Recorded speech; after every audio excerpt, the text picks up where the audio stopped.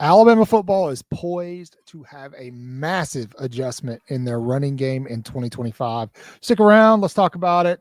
This is Way Offsides. 3, 2, let's go.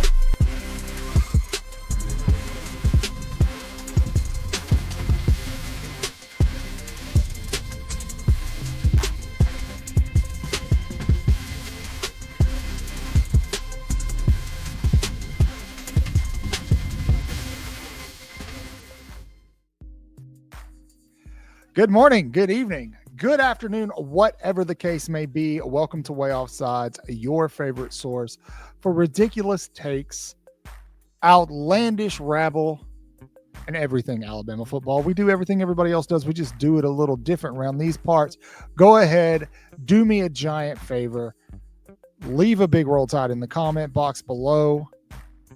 Who are you most excited to see tote the rock for Alabama in 2025? One of the hallmarks of Alabama football has been aggressive offensive line play and ground and pound style football. That is Alabama. That's what people think of when they talk Alabama. They think of being able to control the game, control the clock on the ground. Alabama football has made a living. It has been their bread and butter for season after season under Nick Saban. Well, the run game has been lacking of late. Specifically in 2024, Alabama saw defenses stack the box and shut down their run game effectively. They did not run well.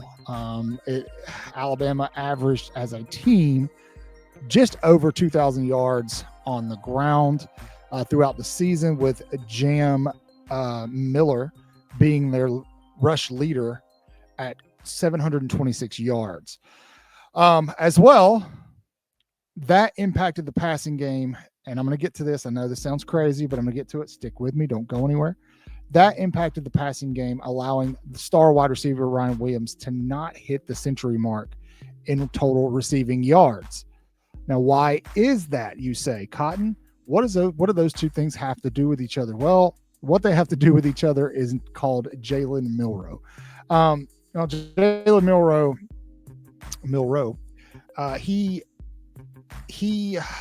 was a quarterback who I don't think fit the system for Kalen DeBoer and company exactly like they needed.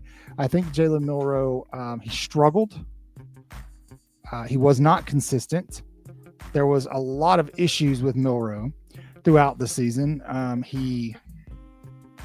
He definitely struggled to read defenses, and he was quick to run. He was a run-first quarterback. Now, how does this play into the whole picture? Well, first and foremost, I think his inability to be consistent in the passing game allowed defensive coordinators to go, you know what? We're going to beat you. We're going to make you have to beat us through the air. And it worked in a lot of instances. Oklahoma is a great example. Milroe simply just could not put it together when the Tide went to Oklahoma last season, and it showed. They also realized that they could just kind of lock down Ryan Williams, and if he couldn't hit Ryan Williams, then he was going to struggle, and that happened. So the premise for defenses last year in 2024 was to stop the run, and that's frustrating for Alabama fans because, like I said, the bread and butter, the staple of Alabama's football is running the ball. Being aggressive on the ground and then, play action off of the run. Now, Alabama coming into 2025 has a stable of running backs. They have some dudes. They have so many dudes that they are almost guaranteed to lose to in the portal at some point in time. That is not what you want to hear, but it's probably going to happen. In fact, I would love to hear who you think it's going to be down in the comment section. Had an interesting conversation about this with Clint Lamb earlier today. And so we're going to probably do a whole video on that this week. So be looking out for it. Make sure you subscribe so you don't miss it. Hit the notification bell. Do all the things. That way you can get all the content. You can hear what we think. Whether we're right or wrong, that's okay. This is just what we think. Now, I think going into 2025, Alabama is going to be poised to be more balanced offensively. Not saying that they weren't trying to be balanced in 2024, but in 2025, I believe that not just with the quarterback change, but also with the offensive coordinator change. Nick Sheridan, who was with Grubb and Kalen DeBoer at Washington on that team that made it to a national championship game, I did not think him plugging into Alabama's offense last season as the coordinator was going to be that big of a deal, but I think the moment might have been a little bit too big for him. And I think he was thrust into a situation where he really didn't know what to do with Jalen Milroe just because of the inconsistencies. And that's not a knock against Milroe. It just never clicked for him. When it did, it was a thing of beauty. We referenced the other day when we had Randy on from How About Them Dogs on our live. We talked about that Will Wrap Jam Miller in the Georgia game, and that was such a gorgeous, beautiful throw, but he could just never replicate that.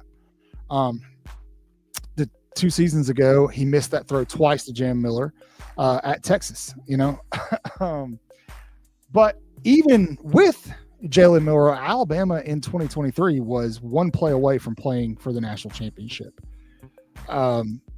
So that tells me that the pieces around Alabama, what's there, one of the most talented rosters in the country, are in place for them to be able to be balanced offensively.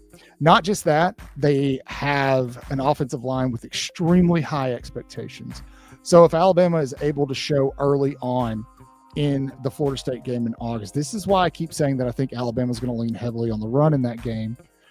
If they're able to show early on that they can have success on the ground, that ground and pound, joyless murder ball, as you all like to call it, and Jam Miller is the running back that Alabama fans have been waiting to see him evolve into, then Bama will have a lot of success through the air because Ty Simpson is the type of quarterback who I think is going to succeed greatly in the play action format. I think he will.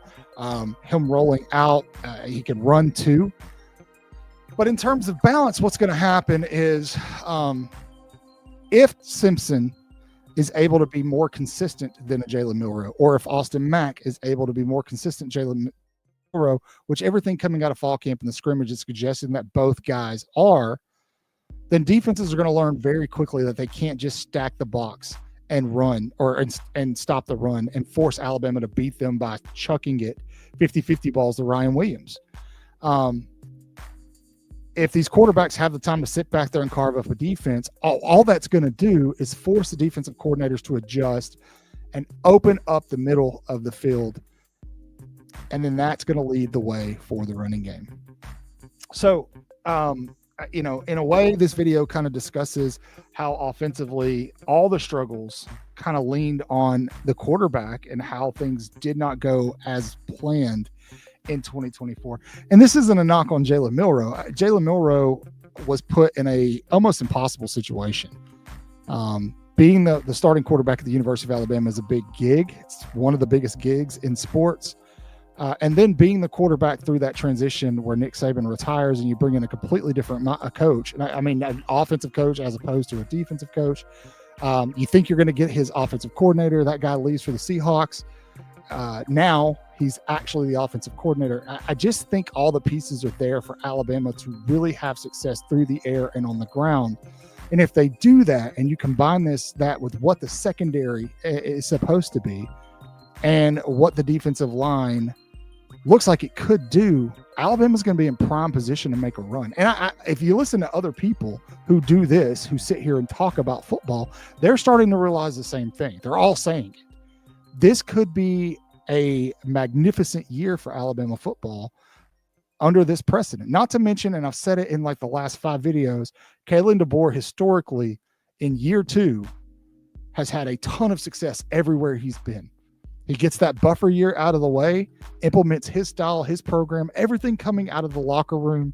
Players talking about how all the bull crap has been cut, like the showing up to practice late and all that. It's not being tolerated anymore. The discipline is back. The standard is back. It's still Alabama. The brand is still lethal. And we look at the problems offensively last year where a team who traditionally runs the ball down your throat couldn't really do that. They could never really consistently be aggressive on the ground. But now But now they've got a quarterback who can come in and open things up for that run game. There's a reason that whenever I post a video like this, fans from other fan bases are in the comments, whether it's here or on X, and they're just pretty much making fun of it. And it's because they feel threatened. Because they know deep down, they know I'm right. And that's a hard pill for them to swallow because everybody wants Alabama to go away. If you're not an Alabama fan, you want Alabama to die.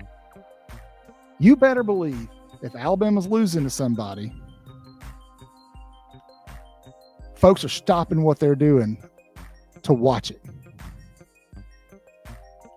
Watch SEC Any Given Saturday, right? When was Alabama highlighted in that show at all? I get it. They didn't sign up for the thing, but when were they highlighted? When they lost. Why? It's because they're Alabama. There's a standard there that still applies. And I think with Ty, don't forget, Ty Simpson was a five-star quarterback coming out of high school. He has sat there. He has waited his turn. He's grown. He's matured. He knows this offense. If he has any success through the air, especially not just to Ryan Williams, Jam Miller and these running backs, Daniel Hill, Richard Young, whoever you think it's going to be at number 2, Dre Washington, it's going to be feast or famine. And I'm leaning towards the former in feasting. Tell me what you think in the comments below. I could be absolutely wrong here, but I definitely feel like Alabama football offensively is going to be much more balanced. I do think that the defense is going to be a little more aggressive this year. They're going to be able to rotate a little more, especially on that defensive line. We'll do another video and talk about that later. So, like I said, make sure you're subscribed so that you don't miss that video. It's really easy. It takes 3 seconds. Hit the thumbs up button, hit the subscribe button, hit the notification bell. If you're on your iPhone, you may need to go in the settings and allow notifications. Just do that for us. It helps us bring you more content, and we absolutely love doing it. So that's all I've got for you today. Thank you for sticking around with me. As always, say your prayers, read your Bibles, wash your hands, horns down, beat Auburn and LSU and Tennessee too. Roll Tide.